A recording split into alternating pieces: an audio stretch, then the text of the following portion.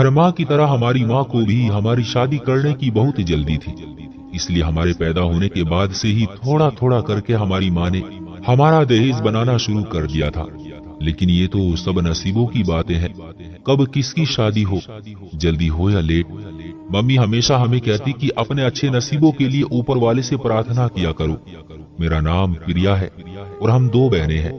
मैं अपनी दीदी से 2 साल छोटी हूँ, मगर हम दोनों बहनों की शादी एक साथ ही हुई। मेरे लिए अच्छा रिश्ता आया तो मम्मी पापा ने हाँ कर दी और कहा कि हम दोनों बेटियों की शादी एक साथ करेंगे। क्योंकि हम इतने अमीर नहीं थे, इसलिए मम्मी पापा ने सोचा कि हम दोनों बेटियों की शादी साथ करेंगे ताकि डबल खर्चे से बचा जा सके।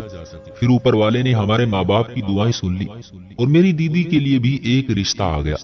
ये रिश्ते वाले देखकर तो हम सब हैरान ही रह गए, क्योंकि मेरे ससुराल वाले इतने अमीर नहीं थे। मेरा होने वाला पति एक ऑफिस में छोटी सी जॉब करता था, उसकी सैलरी इतनी ज्यादा नहीं थी। लेकिन दीदी के ससुराल वाले बहुत अमीर थे और उसका होने वाला पति अपना कारोबार करता था। उसके पास गाड़ी और बहुत प्यारा सा घर था। सबने कहा कि दीदी को उसके सब्र का फल मिला था, क्योंकि जब दीदी के लिए रिश्ते नहीं आ रहे थे तब उसने मम्मी पापा से कह दिया कि आप लोग प्रिया की शादी कर दे, मेरी वजह से उसकी शादी न रोके। खैर, ये उसका नसीब था कि उसे इतना अच्छा घर मिलने वाला था। इस तरह 2 महीने बाद ही हम दोनों बहनों की शादी हो गई।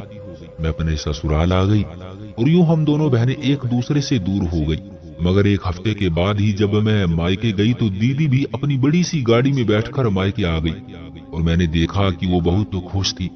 खुश तो मैं भी बहुत थी, क्योंकि मेरा पति बहुत अच्छा था और ससुराल वाले भी। अभी तक तो बहुत मोहब्बत से बातें कर रहे थे सब मेरे साथ। इस तरह हमारे माँ बाप को भी हमें खुश देखकर बहुत सुकून मिला, क्योंकि माँ बाप के लिए इससे बढ़कर कोई खुशी की बात नहीं होती कि उनकी बेटी अपने ससुराल में खुशी से रह रही है।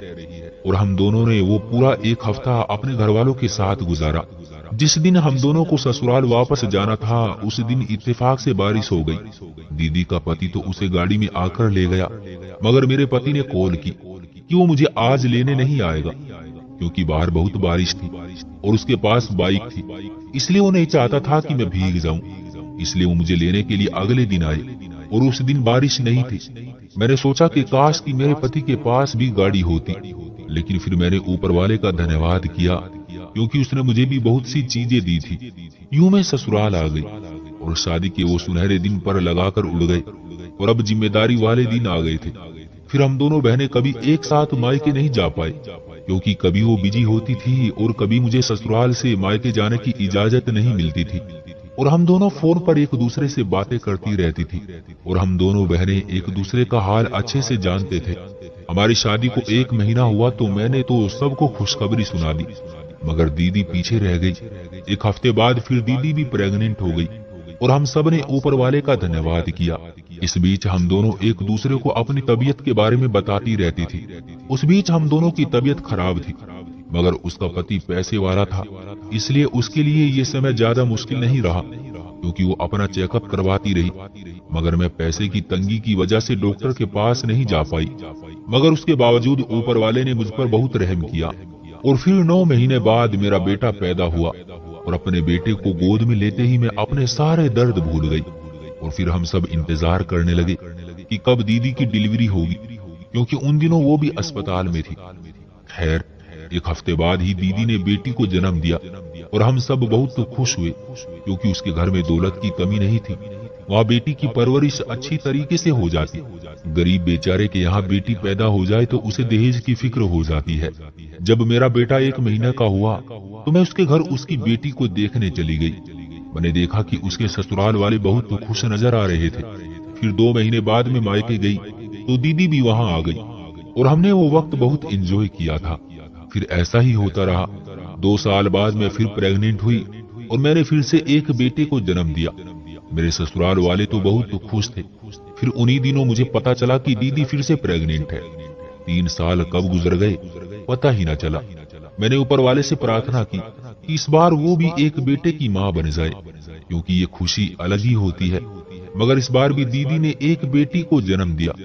खैर, उसकी किस्मत में यही था। मैं उससे मिलने गई तो वो कुछ बुझी बुझी सी थी। मैंने उससे पूछा, क्या तुम्हारे ससुराल वालों ने तुम्हारी दूसरी बेटी की पैदाइश पर कुछ कहा है?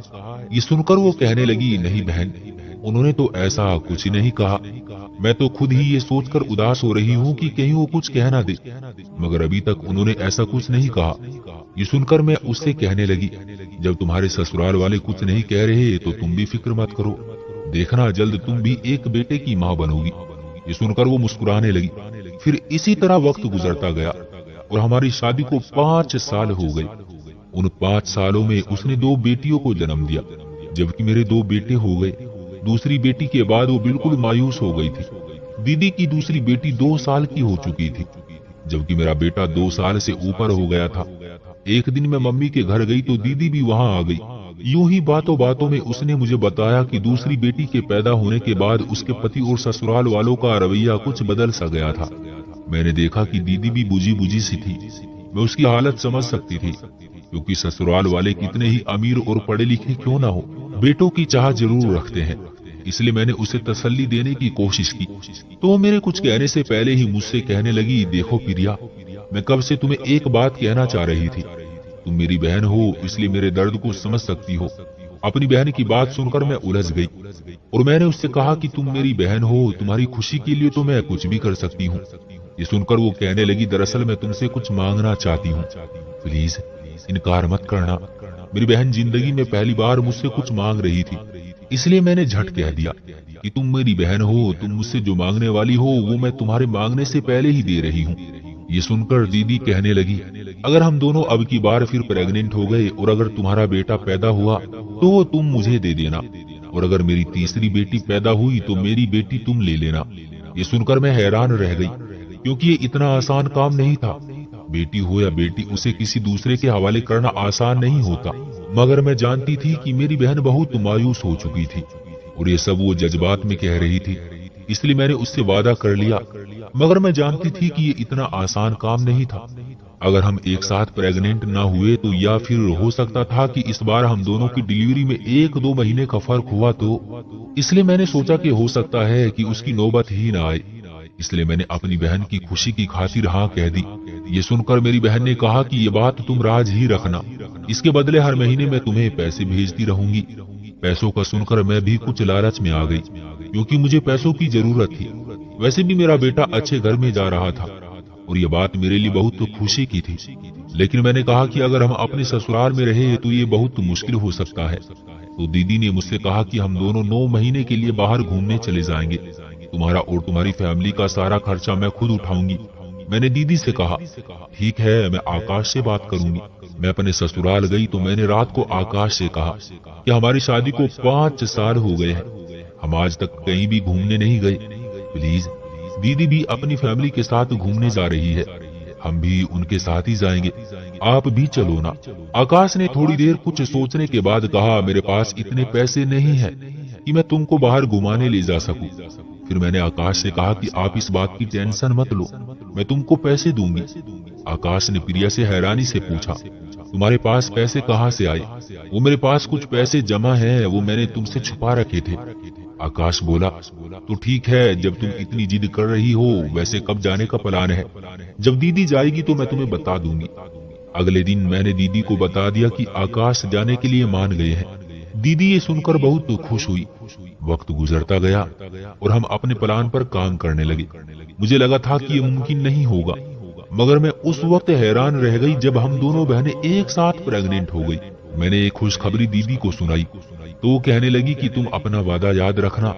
मैंने भी फौरन हाँ कर दी और ऊपर वाले से प्रार्थना करने लगी कि सब ठीक हो जाए।